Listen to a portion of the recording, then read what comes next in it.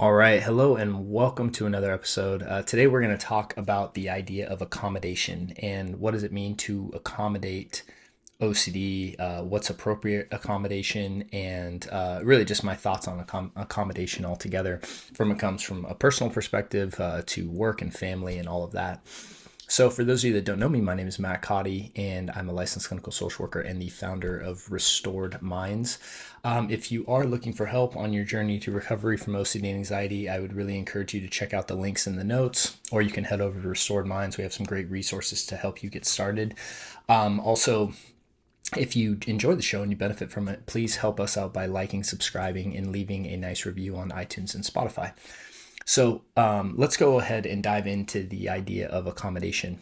So this weekend, I was fortunate enough to be a part of the OCD Southern California conference, and we were doing a panel Q&A with a bunch of experts at the end. And one of the psychiatrists that was there, and if you forgive me, I don't remember his name. I know I can look it up and I can probably link to it in the notes.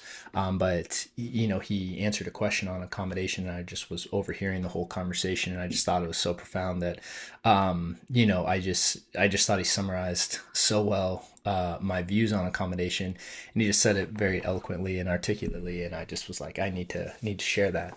So, the question was essentially, what's appropriate levels of accommodation for my fear and my OCD, and what kind of accommodation should I seek in work or school, or even when it comes to families, like how much should families really accommodate? And his answer was really straightforward. It was just, we should never really be accommodating OCD and anxiety, but we should be accommodating the treatment for it.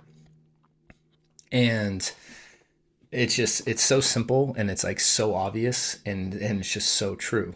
And so, when we break it down, a lot of people want to kind of come up with the rules and kind of the edges of which OCDs are really allowed to live in their life, right? And I have a pretty hard-nosed, opinion on accommodation when it comes to families. I'm just like, we don't accommodate.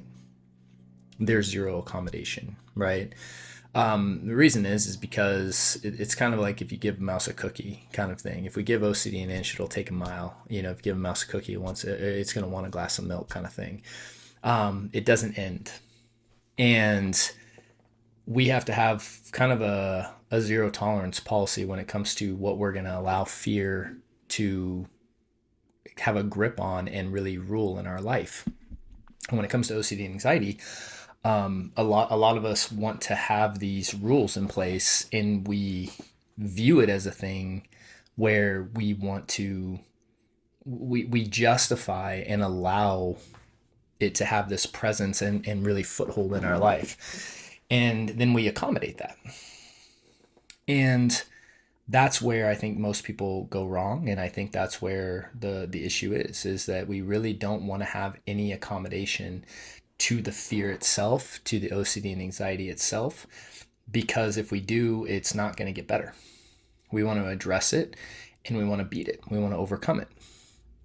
That said, what people don't do on the flip side is they don't ever accommodate, and they don't ever push for accommodation of getting treatment. I say never. These are very, obviously polarizing statements. So it's like, I see these kind of accommodations seem to be way less discussed, and it's the accommodation for treatment. So for instance, instead of asking your work, hey, is it okay if, you just give me less work because with my OCD and perfectionism, it takes me 3 hours longer to do things. So I just need less work and I need you to accommodate that. Like, that's not an appropriate level of accommodation. So we wouldn't want to do that. Where if someone is looking for help, and let's say that they are part of TBC, and they're coming through, especially in our groups and stuff that are held on Tuesdays, Wednesdays, and Thursdays, potentially asking your work, say, hey, look, like I'm addressing something in my life right now, and I would like the ability to take my lunch at this time so that I can attend, a group and really get help. that's a totally appropriate accommodation because we're accommodating the treatment, and requesting that kind of accommodation is totally appropriate because it's going to put you on the trajectory to recovery, to really good things in your life. And it's not going to put you on the trajectory to fear just getting a bigger grip and foothold in your life. And the psychiatrist that said, I'll link down in the notes of the gentleman's name, because when he said it, it was just such a simple statement. And I just was like, yep, that's 100% right.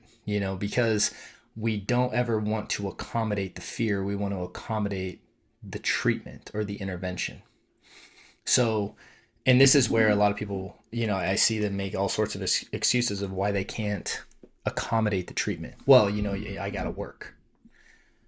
Okay, yeah, like most of us have to work, right? But if this is really impacting your life, we're going to have to prioritize this and get this into our schedule, and communicating with our employers or with our family, because if someone's like, hey, I can't do treatment because, I have some kind of family obligation, and they use that continuously as a reason that they can't do it, of, hey, we always travel on the weekends and we go do fun things. And so they never prioritize the treatment. That keeps them stuck, So when it comes to accommodation, asking ourselves, are we accommodating fear? Are we accommodating treatment? And actually accommodating treatment, actually accommodating intervention, and accommodating your recovery. I think that is just so important. So if you're in a position in a company, or you have your own company, whatever it is, actually making the time every week,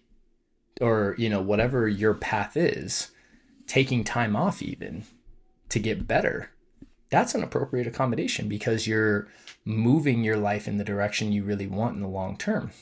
But those kind of accommodations are rarely thought of and rarely pursued, and it usually is more, how can I accommodate the fear? And this is just such a simple statement, such a simple idea. But yeah, when it comes to accommodation, what's the appropriate accommodation is, we don't want to accommodate any fear. We don't want to accommodate the OCD. And for parents or loved ones, we're not offering any accommodation to the person, right? Because all it's doing is making them worse. It might make them feel better today, but it's making them worse over time. But we do want to prioritize and accommodate the intervention, and really making ourselves available for that, because that's what's going to produce the best long-term results and the best fruit in your life. So I hope that was helpful. And again, I'll link just to the gentleman that said that because I just want to make sure I pay credit where credit's due. But that was one of the main things that I heard in the conference that was just like, it was just such a spot on statement that I felt it necessary to make an episode on it today. So with that said, thank you so much for watching, and I look forward to seeing you on the next episode. Hey there. So if you enjoyed that video, we've linked up a few more videos that we think you'd find helpful as well. And if you have found this helpful, we'd really appreciate your support by liking and subscribing. And if you're looking for help and guidance, please check out restoredminds.com, as we have several options for you to get started. See you guys soon.